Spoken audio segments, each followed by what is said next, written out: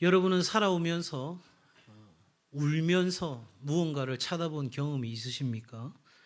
아마 어릴 때부터 돌아보면 한 번쯤은 그런 경험들이 다 있지 않을까.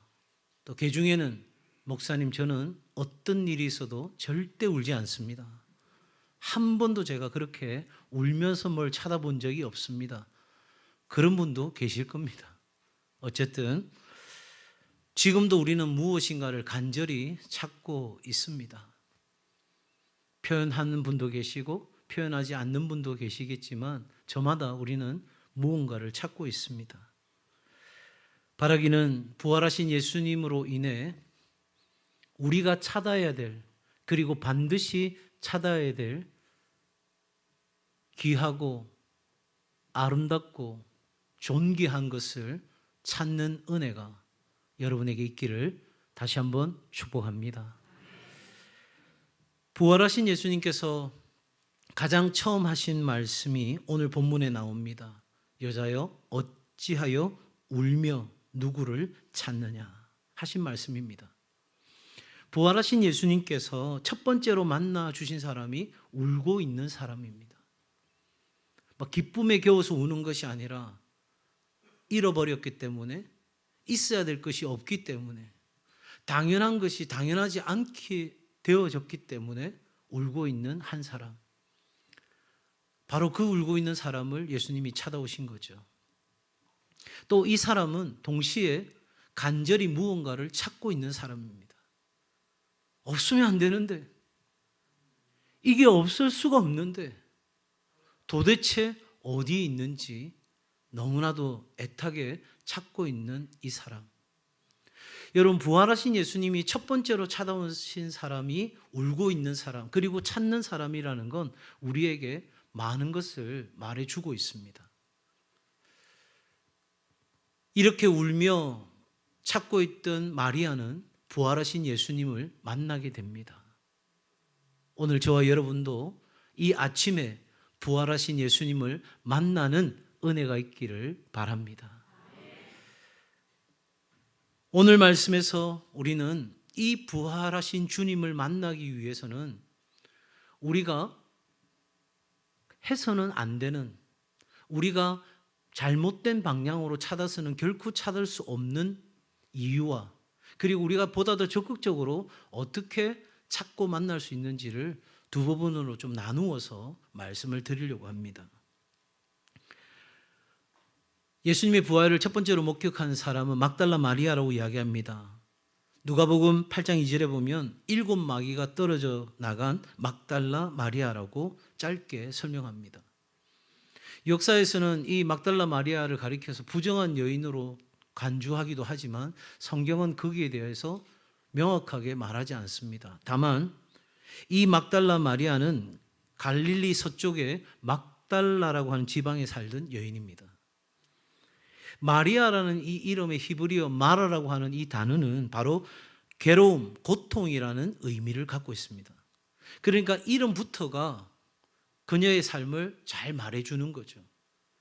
여러분, 아이 이름을 짓는데 누가 고통이라고 괴로움이라고 이름을 짓겠습니까? 그런데 이 사람이 태어나는 그 순간부터, 아니 어쩌면 이 아이를 가지고 또 태어나서 자라는 그 과정 속에서 부모는 이미 이 아이의 삶이 고통일 거라는 걸 너무나 잘 알았고 그 상황 가운데서 아이의 이름을 짓지 않았겠습니까? 여러분, 참으로 예수님을 만나기 전에 막달라 마리아, 그는 그 이름처럼 정말로 이루 말할 수 없는 고통을 겪고 있었습니다. 그런 그녀가 예수님의 활동에 함께 하였을 뿐 아니라 예수님께서 십자가에서 숨을 거두실 때도, 예수님을 무덤에 모셨을 때도 줄곧 함께 하였습니다. 언제부터인지는 정확히 알 수 없지만 예수님이 가는 곳마다, 예수님의 삶에서 중요한 때마다 이 막달라 마리아는 등장합니다. 그리고 모든 복음서가 공통적으로 증언해 주는 것처럼 부활을 첫 번째로 목격한 사람도 바로 이 막달라 마리아입니다. 그리고 그 부활하신 예수님을 다른 사람들에게 증언하는 첫 번째 사람도 바로 이 막달라 마리아입니다. 이렇게 본다면 막달라 마리아는 참으로 충실한 사람이었습니다. 예수님은 십자가에 돌아가신 날 장례식을 했고 그 다음 날은 안식일입니다. 유대인들의 법에 의하면 안식일은 거룩하게 지켜야 하므로 무덤을 방문하지 못했습니다. 안식일이 지난 첫날, 그러니까 그 날이 오기만을 기다리던 그 주일 새벽에 막달라 마리아가 예수님을 찾아갑니다. 장사된 무덤을 방문한 것입니다. 그런데 방문하여 무덤을 들여다보는 순간 깜짝 놀랍니다. 깜짝 놀랄 정도가 아니죠. 이건 정말 황망한 상황입니다. 왜냐하면 죽은 자의 무덤입니다. 그런데 무덤이 비어 있는 겁니다. 여러분 한번 생각해 보세요.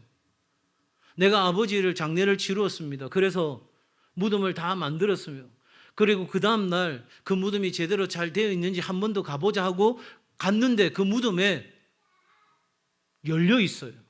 그리고 그 관에 뚜껑이 열려져 있고 당연히 있어야 될 아버지 시신이 없어요.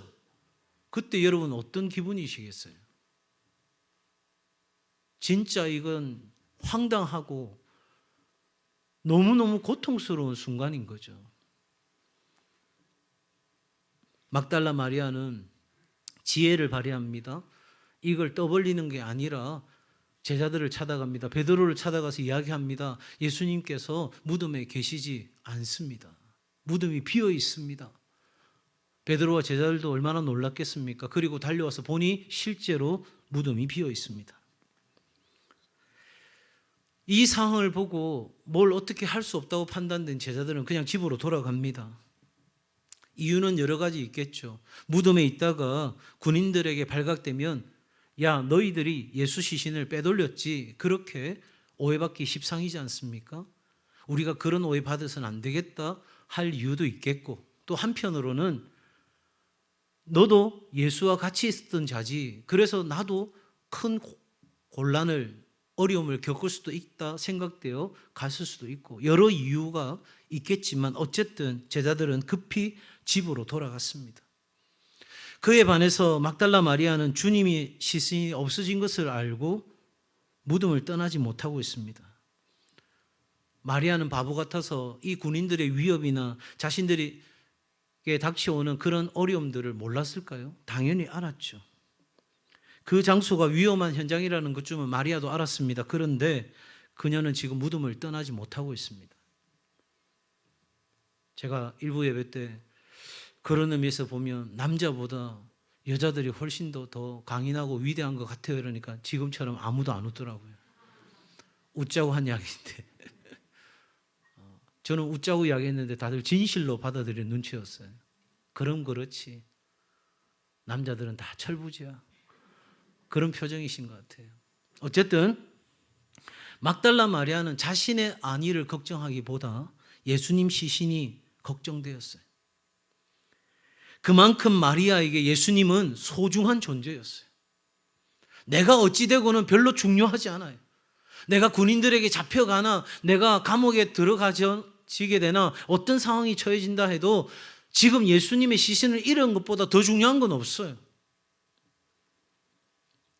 마리아가 이렇게 애절하게 주님을 찾고 있을 때 예수님께서 마리아를 향하여 말씀하십니다. 여자여, 어찌하여 울며 누구를 찾느냐.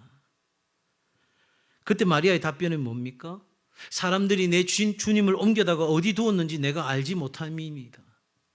그리고 내게 말하고 있는 이 존재는 사람이라고 당연히 생각했기 때문에 아마도 동산을 지키는 사람일 거야, 그래서 동산지기일 거야 생각하고, 동산지기님, 당신이 옮겼거든 어디 두었는지 내게 이루소서, 그리하면 내가 가져가서 마지막 장례를 잘 모시겠습니다. 그렇게 이야기한 거예요.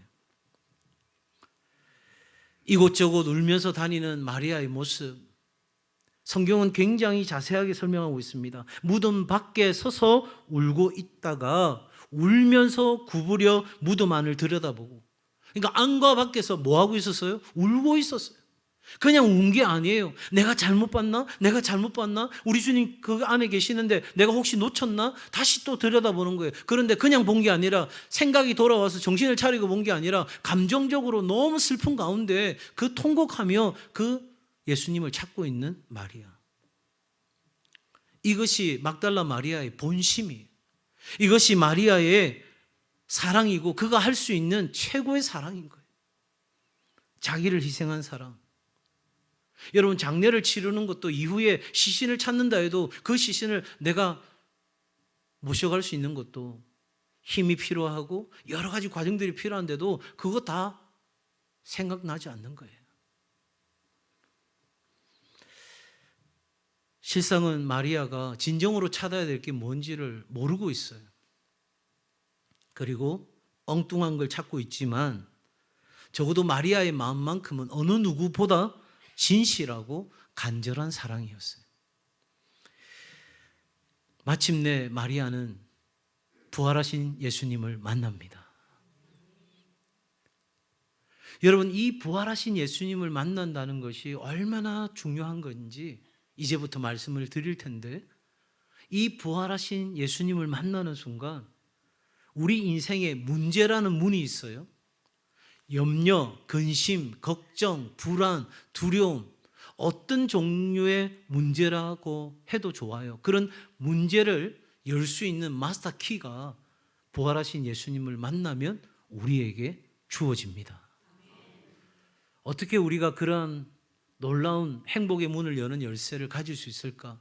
어떻게 하면 우리가 부활하신 예수님을 만날 수 있을까? 지금부터 말씀드릴 텐데 한번 귀를 기울여 들으시면 좋겠고, 오늘 우리 처음 방문하신 우리 어르신들에게는 조금 어려울 수도 있겠지만 천천히 한번 생각하시면서 말씀 들어주시면 좋겠습니다. 여러분, 첫 번째로 우리가 부활하신 예수님을 만나려고 하면 상식과 지식, 경험에 근거하는 것이 아니라 하나님의 말씀을 따라 찾아야 하는 것입니다. 한번 따라 합시다. 상식과 지식, 경험으로 찾을 수 없습니다. 자, 마리아는 상식과 지식과 경험에 근거해서 예수님을 찾습니다. 죽은 자는 어디 있어야 되죠? 무덤에 있는 것이 상식입니다. 자, 여러분, 죽은 자는 말할 수 없는 것이 우리가 갖고 있는 지식입니다. 또한 여러분, 지금 누군가가 내 곁에서 말하고 있다는 것은 사람이 말을 하는 것이고, 그러면 이 동산을 지키는 사람이 말을 하는 것이라는 기본적이고 상식적인 경험적인 선에서 이야기할 수 있는 내용입니다. 죽은 자는 뭐 할 수 없어요? 움직일 수 없어요.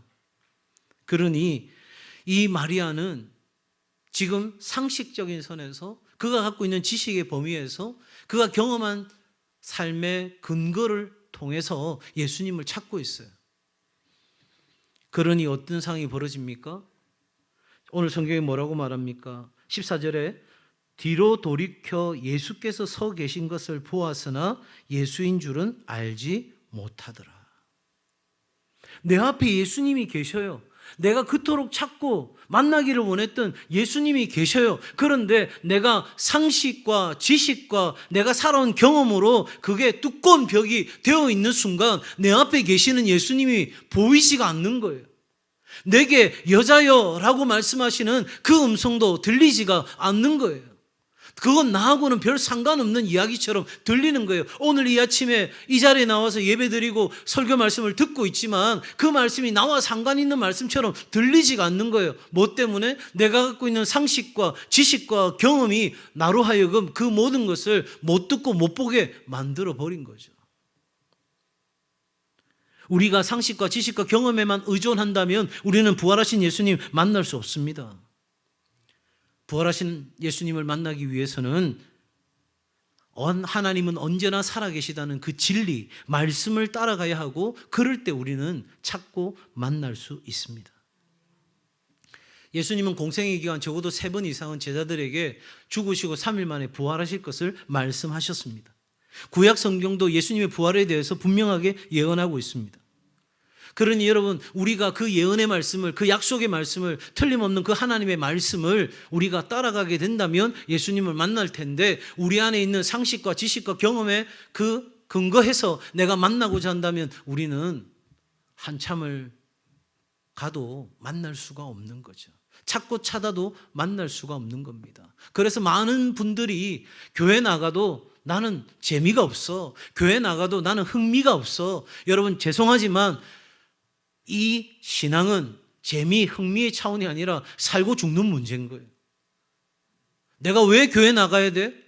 여러분, 살려면 교회 나가셔야 돼요. 살려면 하나님 앞에 나아가야 돼요. 예수님 만나야 합니다. 그 길 말고는 죄송하게도 다른 길이 없어요. 자, 두 번째, 부활하신 예수님을 우리가 만나려고 하면 없는 것을 찾지 말고 있는 것을 찾아야 합니다. 한번 따라 하실까요? 없는 것을 찾지 말고 있는 것을 찾아야 합니다.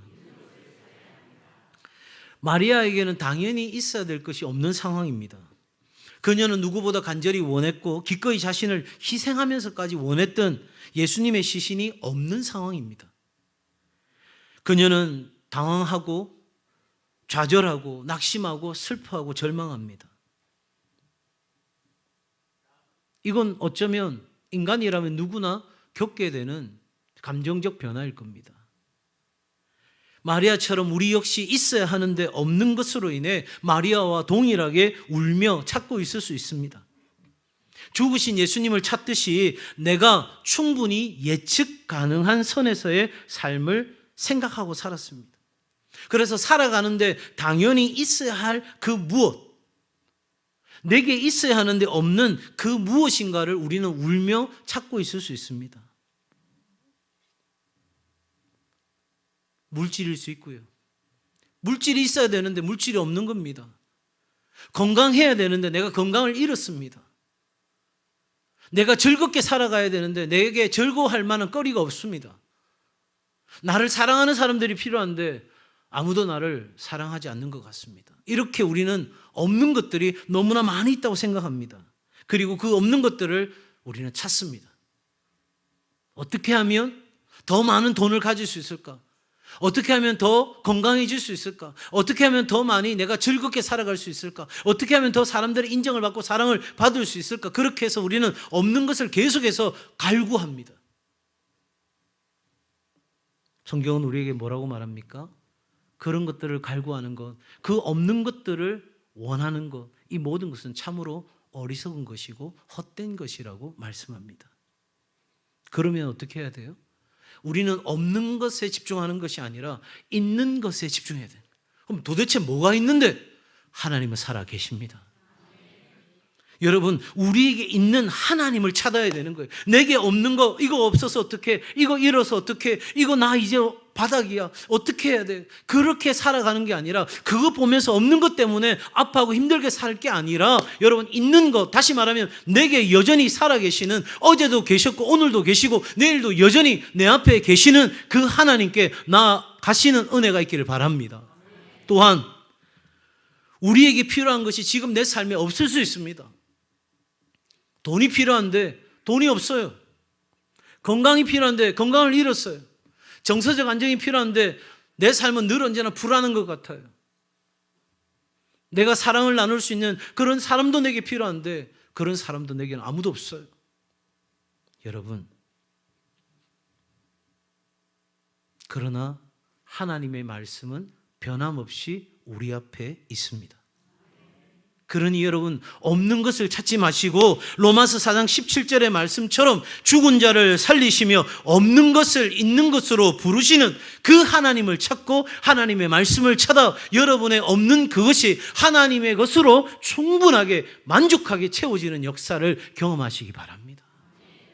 이것이 삶의 비밀이에요. 이게 삶의 원리입니다. 그래서 다윗은 이렇게 고백하죠. 여호와는 나의 목자이시니 내가 부족함이 없으리로다. 내게 없는 것도 있죠. 내가 바라는 것이 이루어지지 않아요. 그럼에도 불구하고 다윗은 고백하는 거예요. 나는 없는 것 때문에 애타하지 않고 내게 있는 하나님으로 인해 나는 충분합니다. 세 번째, 예수님을 찾고 만나려고 하면 죽은 것을 찾지 말고 살아있는 것을 찾아야 합니다. 한번 따라합시다. 죽은 것을 찾지 말고 살아있는 것을 찾아야 합니다. 누가복음 24장 5절 말씀에 어찌하여 살아있는 자를 죽은 자 가운데서 찾느냐. 마리아는 산자 가운데서, 살아있는 자 가운데서 예수님을 찾는 것이 아니라 죽은 자 가운데서 찾고 있었어요. 그는 살아계신 예수님을 찾지 않고 지금 뭐를 찾고 있어요? 시신을 찾고 있어요. 죽음이라는 것은 인간에게 절망을 가져오는 가장 큰 고통이죠. 여러분, 그 절망 속에서는 우리는 그 어떤 것도 찾을 수가 없습니다. 여러분, 예수님께서 죽어가는 이 십자가도 우리에게 고통이 아니라 능력이 되는 이유는 그 십자가에 죽으신 예수께서 부활하셨기 때문입니다. 살아계신 예수님을 죽은 것 같은 삶의 절망에서 찾으려고 한다면 우리는 더 깊이 절망할 것입니다. 그 절망하는 에스겔의 그 골짜기, 마른 뼈들이 있는 골짜기 같은 내 인생에서 무언가 새로운 것들을 찾으려고 한다면 거기에는 아무 답이 없는 거예요. 나는 죽음과 같은 이 절망 앞에 서 있는데 그 절망을 생각하고 또 생각해도 거기에서는 아무것도 나올 게 없다니까요. 그렇기 때문에 우리의 절망은 더 깊어지는 거예요. 안 되는구나. 내가 예수님 찾아도 안 되는구나.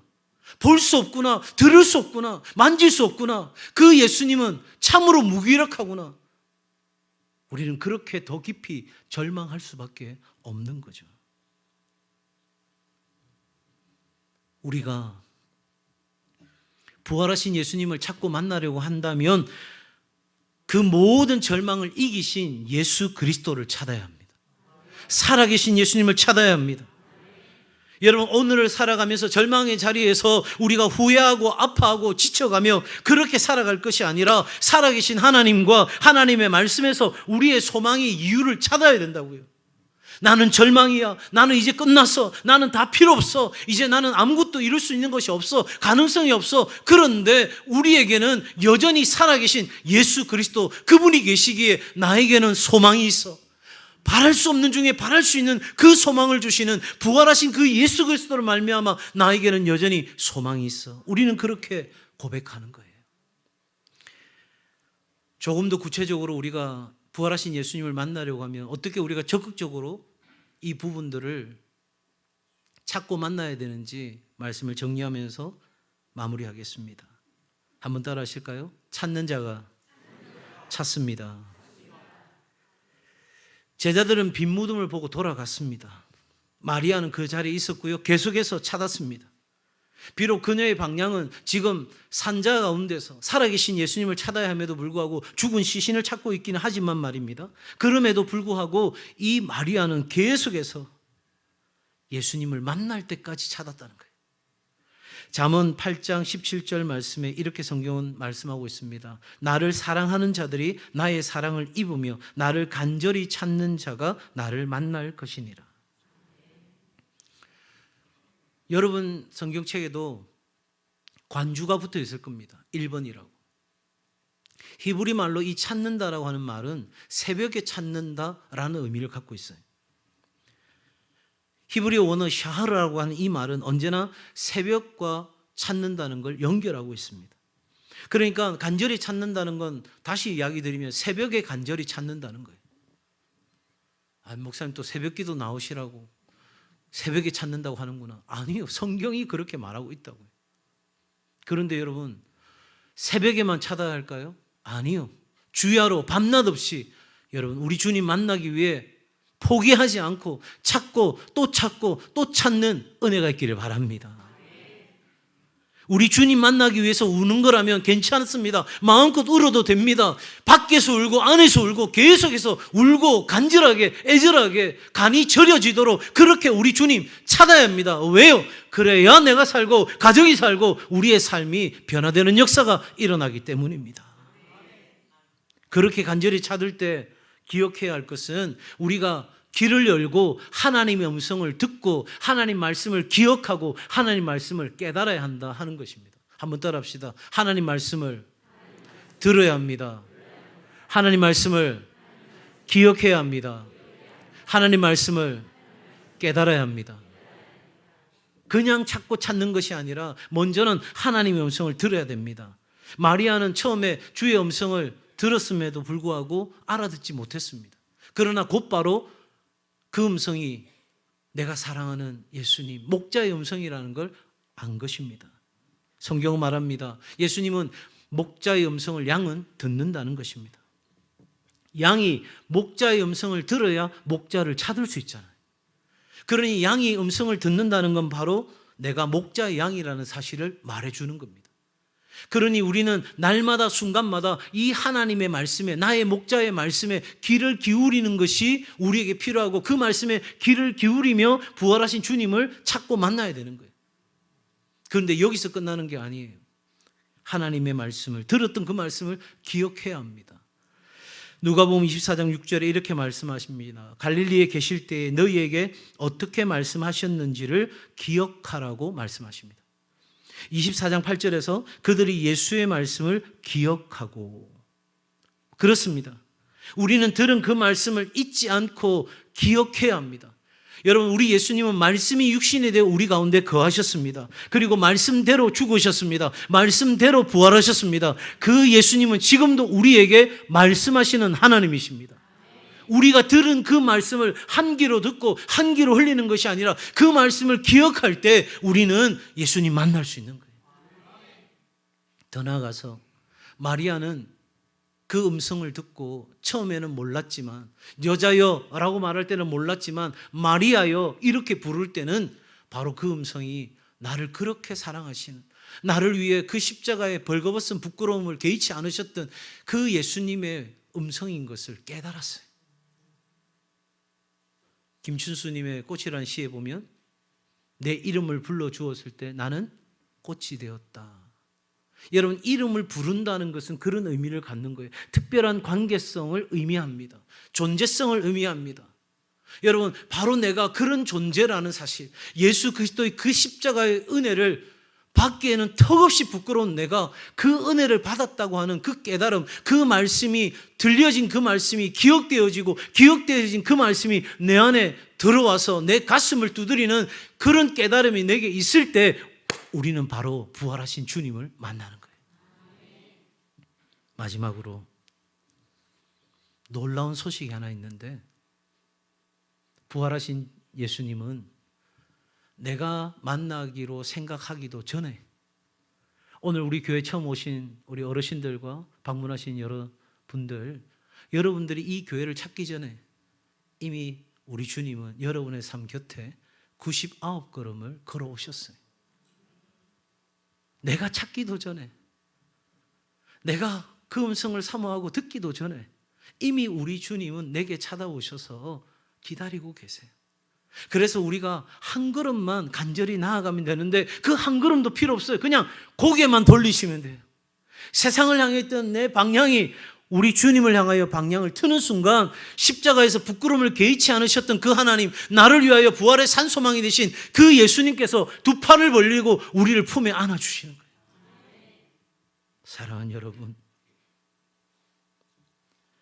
이 부활절에 마리아처럼 부활하신 예수님 만나는 은혜가 있기를 주님의 이름으로 축복합니다. 궁금하실 분들이 있을 거예요. 도대체 그 부활하신 예수님 자꾸 만나라는데, 그 부활하신 예수님 만나면 뭐가 좋은데? 무슨 일이 일어나는데? 제가 엄청나게 많은 일이 일어나는데 딱 3가지만 말씀을 더 드립니다. 첫 번째, 부활하신 예수님 만나면 우리에게 평강을 주십니다. 요한복음 20장 21절입니다. 예수께서 또 이르시되 너희에게 평강이 있을지어다. 아버지께서 나를 보내신 것 같이 나도 너희를 보내노라. 제가 서두에 그랬잖아요. 예수님께서 부활하시고 첫 번째로 찾아온 사람이 울고 있는 사람이라고요. 그런데 부활하신 예수님 만나고 나니까 마리아의 눈물이 뚝 끊어졌어요. 울 이유가 없어요. 이제 울 필요가 없어요.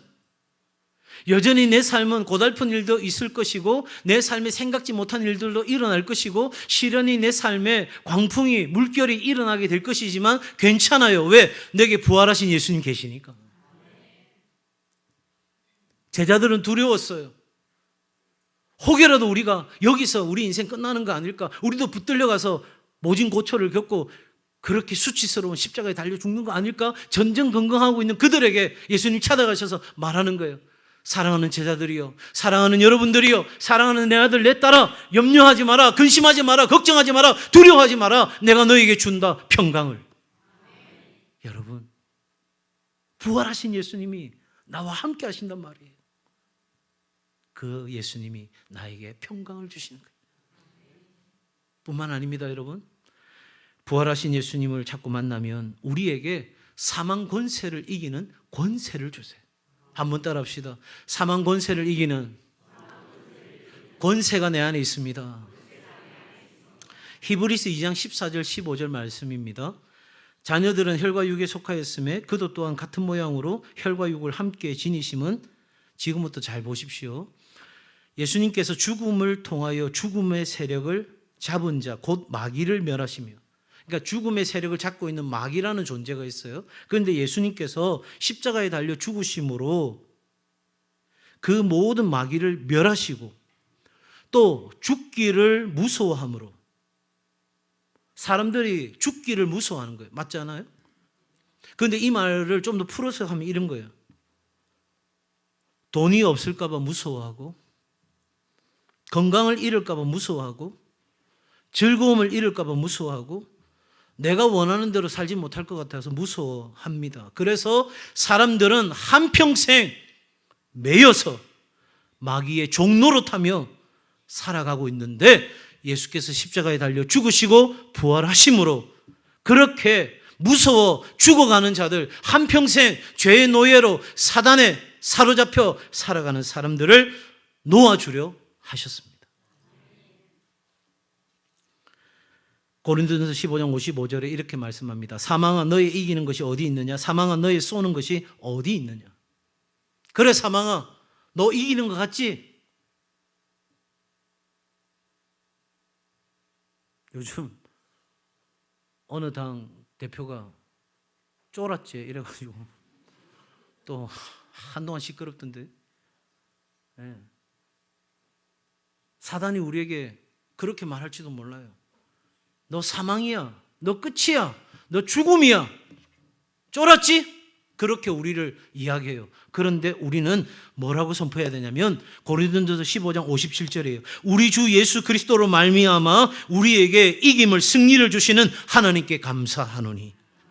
여러분, 죽음을 이기셨어요. 죽음은 우리가 생각하는 모든 부정적인 인생의 문제가 다 집합되어져 있는 가장 강력한 우리의 고통의 원인이고 절망의 원인이에요. 그런데 이 문제가 해결되었다는 건 내 삶의 죽음과 같은 모든 문제, 내가 무서워서 쩔쩔매는, 그래서 얽매여 있는 모든 것으로부터 우리는 자유케 되는 생명을 얻었고 그 권세를 우리는 얻게 되었습니다.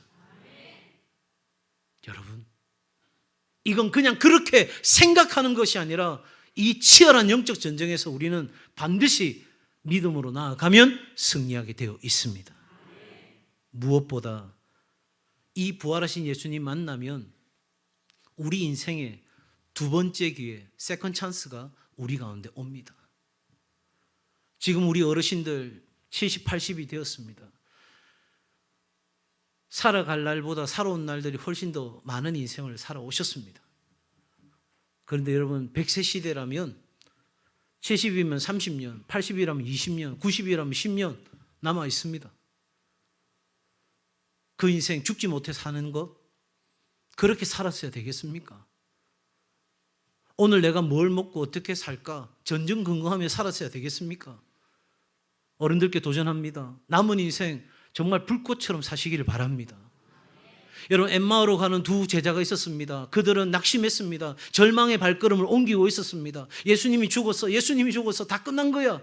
그렇게 걸어가던 그들의 모습은 마치 오늘을 살아가는 저와 여러분의 모습입니다. 그런데 그들에게 부활하신 예수님이 찾아가시고 그들이 부활하신 예수님 만나자 그들의 인생은 완전히 뒤바뀌었습니다. 여러분, 한심했던 그 제자들이 어떻게 인생의 마지막을 그토록 놀라운 투지로 유대 사회에 무리를 일으키고 이단으로 몰려 모진 박해와 모욕을 당하고 유대의 경계를 넘어서서 가는 곳곳마다 복음의 불길을 당기고, 그래서 마침내는 로마의 심장에 한복판에 서서 생명을 걸고 그 복음을 전함으로 세상을 어지럽게 하는, 세상을 온통 뒤집어 엎어버리는 그런 인생을 살게 된 것입니까? 그건 이유가 딱 한 가지입니다.